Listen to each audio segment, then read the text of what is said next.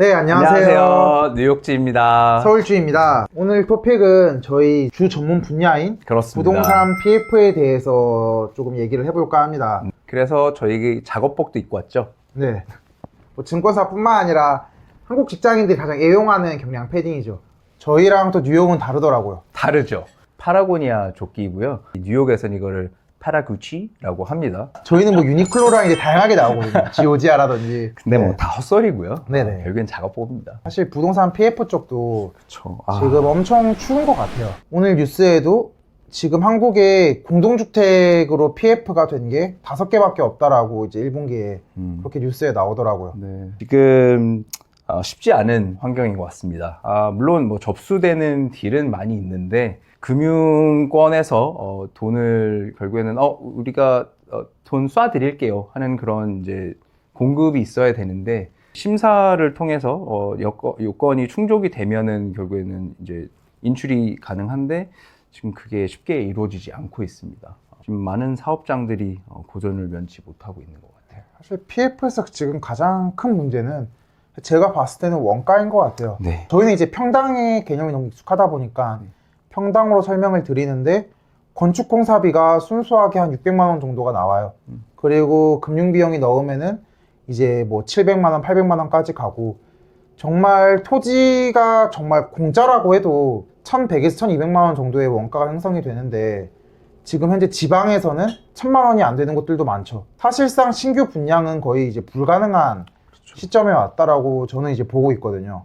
지금 이 PF 시장이 악화된 데 있어서는 가장 큰 문제 3개 정도가 있는 것 같은데요. 첫 번째는 일단 방금 말씀하신 대로 금융 비용이 너무 올랐어요. 불과 몇 년 전까지만 해도 뭐 3, 4%면은 대출을 받을 수 있었는데 지금은 8, 9% 또는 그 이상으로 일단 이자 비용이 올라갔고요. 두 번째로는 공사 비용이, 일단 자재 비용이 30% 이상 또 올라갔고, 마지막 세 번째로 지금 미분양이 너무 많이 일어나고 있는 것 같아요.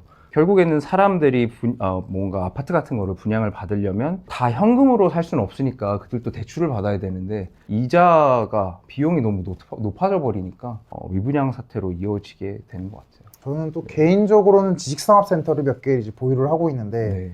월세보다 이자가 일단 높아요. 공급이 너무 많다 보니까 지금 임대가 안 나가고 있는 것들도 있어요. 그럼 저희가 이자에다가 관리비까지 내야 되니까 지출이 상당히 커집니다. 수익형 부동산 같은 경우에는 지속적으로 새로운 투자가 거의 이루어지지 않고 있고 저도 지산을 이제 매매로 내놨는데 2년째 문이 좋지 않아요. 그나마 지금 우리 시장에서 조금 호소식은 오피스텔은 다시금 조금씩 올라가고 있다고 합니다. 매매량도 올라가고 있고 낙찰가율도 올라가고 있고 아파트 같은 경우에는 경매가 22년쯤에 87% 낙찰가율을 보이면서 거의 최고조였는데 저번 달에 84% 거의 최고점에 근접할 만큼 수치들이 다시금 좀 올라가고 있고 대형 시행사들도 9월에서 10월쯤에 조금 토지 경매에 대해서 많이 관심을 가지고 있더라고요.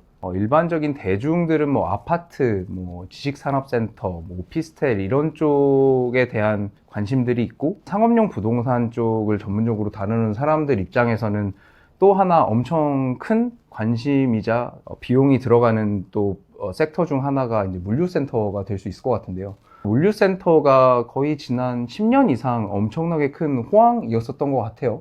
하지만 공급이 또 호황이었던 것만큼 공급이 엄청나게 많이 됐고 그럼에 따라서 이제 지난 몇 년 동안 또 고전을 면치 못하는 것 같고요.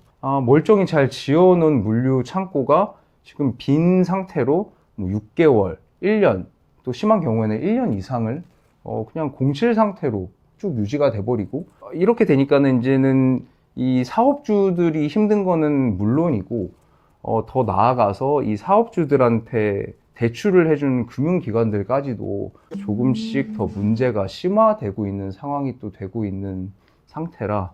그렇죠. 물류에서도 또 이제 다른 또 호소식 중에 하나는 선진국 기준으로 한 가구당 한 평의 물류센터가 필요하대요.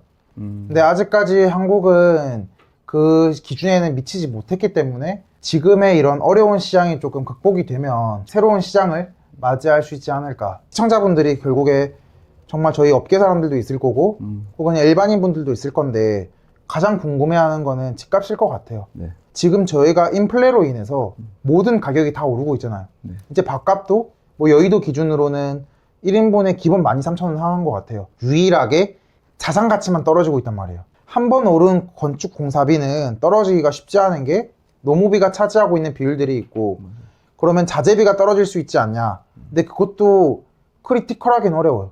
왜냐하면 그 자재비의 구성 요소도 노무비가 있기 때문에 결국에는 이 정도의 건축비가 유지가 된다라고 했을 때 지방은 일부가 슬럼화 되는 거를 제외하면은 또 신축에 대한 수요는 계속 있을 거란 말이에요.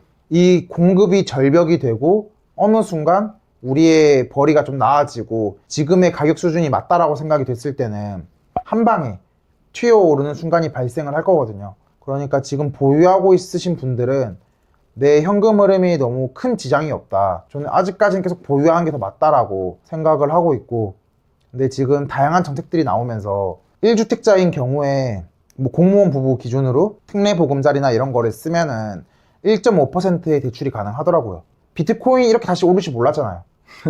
부동산도 또 어느 순간이 되면은 다시 맞습니다. 이렇게 오를지 몰랐어. 그렇지. 이러한 순간이 있을 거라고 저는 생각을 합니다. PF가 난항을 겪으면서 대략 2, 3년 후에는 공급이 없을 거라고 보이고요.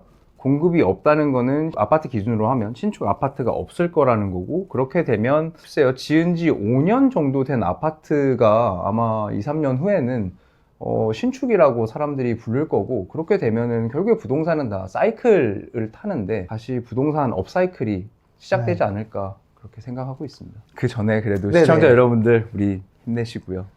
부동산 업사이클 옵니다. 지식산업센터 관심 있으시면 연락 주세요. 자, 그러면은 오늘은 여기에서 마치겠습니다. 다음번에는 더 좋은 컨텐츠로 찾아뵙겠습니다. 이상 뉴욕지였습니다. 서울지였습니다. 찍찍찍. 찍찍찍.